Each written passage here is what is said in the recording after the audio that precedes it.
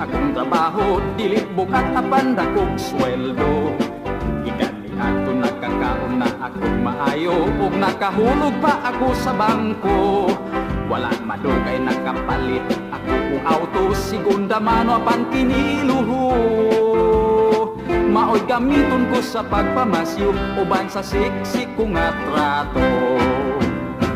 Bisan kung sa katakan sa babae, wala yun ko madani. Wala ako mga sawa, kay minus ako gana. Kay maayog yun ang Pilipina, kay buotan og romantika. Ay, sapat ako sa edad kong 65, nagpabilin akong ulit tao. Kung nagkunong dayon ako sa akong trabaho, isip usa ka pensyonado. Usa ka gabi maoy akong nahuna-hunaan, nga mong pauli sa yutang natawhan. Nakaabot ako sa Pilipinas, isip usa ka balikbayan.